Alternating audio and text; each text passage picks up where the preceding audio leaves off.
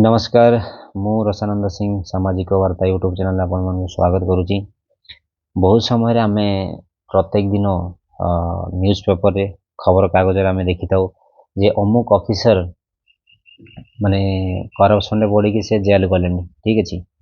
तो लगातार जिते आम ये आम समाज आम देखा पाचु जे सबुठ बेसी पढ़ा लोक पढ़ा लिखा लोक ही माने करप्शन पड़ुं। ठीक अच्छे आमको लगे जे जो माने बेसी पाठ पढ़ी माने पढ़ी से माने भल ईमानदार नैतिकतार सहित समाज रुहंती आउ से माने बेसी खराब काम करती जो माने कम पाठ पढ़ी। ठीक अच्छे तो ये जो लोक मान मन रे गोटे जो धारणा अच्छी कम पाठ पढ़ी लोक तो माने लोक विशेष मान आउ बेसी पाठ पढ़ी लोक मान प्रति जो धारणा अच्छी मु से धारणा नहीं कि आसी आज मोर जो माने उपस्थापन करने चाहूँगी कम पढ़ा लिखा लोक से माने भल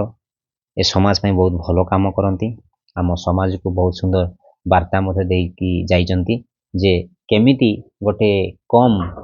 पढ़ा लिखा व्यक्ति विशेष आम समाज पाई माने गोटे नैतिकतार ज्वलंत उदाहरण देइछंती गोटे ईमानदार गोटे उदाहरण देइछंती से ईमानदार नैतिकता दृष्टि जी ईमानदार अच्छी से भली गोटे व्यक्ति विशेष को नहीं आज मोर उपस्थापन। ठीक अच्छे तो उपस्थापन रो विशेष किछि कहिया पूर्व माने मु आरंभ करिया पूर्व मु कहि रखिबी आपण जानिचंती कि बीपी मेनन जी कि आमर जो गड़जात राज्य मिश्रण हो बा देश विभाजन हो बा स्वाधीन हासिल करिबारे तांकर विशेष किछि महत्व अच्छी बीपी मेनन। ठीक अच्छे तो बीपी मेनन सार होचंती साधारणतः केरल बिलंग्स करुचंती। ठीक अच्छे बड़ परिवार घरर माने भाई भौणी मानकठू सबुठ से बड़। ठीक अच्छे तो तांकर गोटे छोट तांको जीवन रे घटी थिवा माने कथा वस्तुटी मु आपन सामने मु कहिया पे मु चाहिबी बीपी मेनन जते बेले माने 13 वर्ष बयस से पाठ पढ़ा छाड़ी देइथिले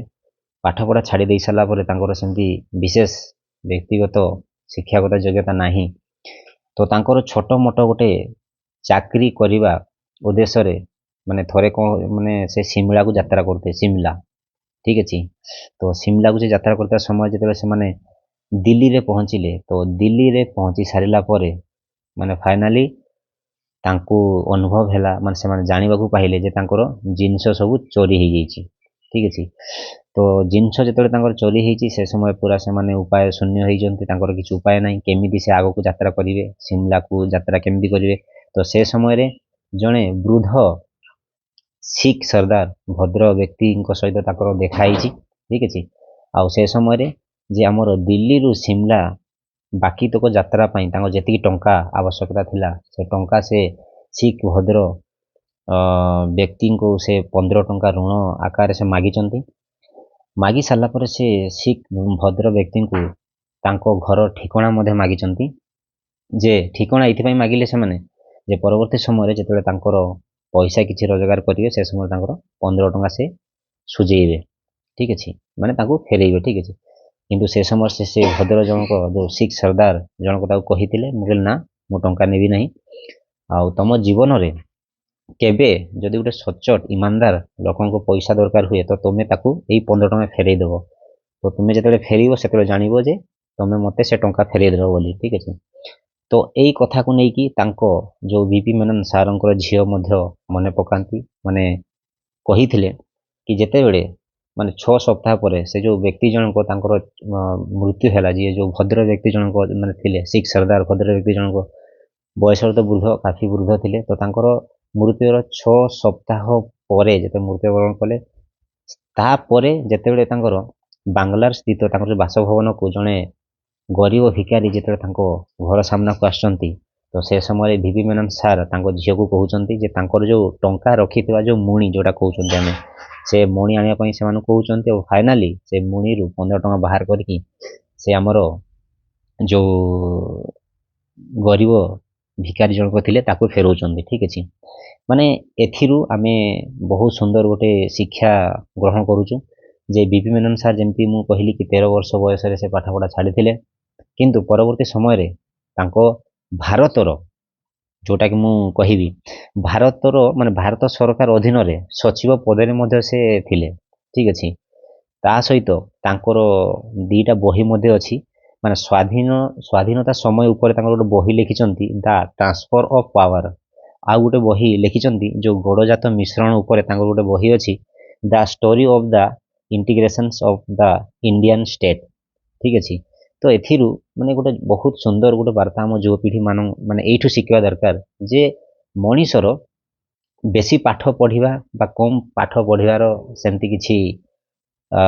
ମାନେ ପ୍ରମାଣ ନାହିଁ ଯେ ଜଣେ ବେଶୀ ପାଠ ପଢ଼ିଥିଲେ ହିଁ ସିଏ ଜୀବନରେ ଭଲ କାମ କରିବ ଆଉ ସେ ଜୀବନ ସାରା କେବେ ଖରାପ କାମ କରିବ ନାହିଁ। ଯେମିତି ମୁଁ କହିବି ଖରାପ କାମ ମିନ୍ସ ଯେଉଁମାନେ କି ଆମର ଯେଉଁ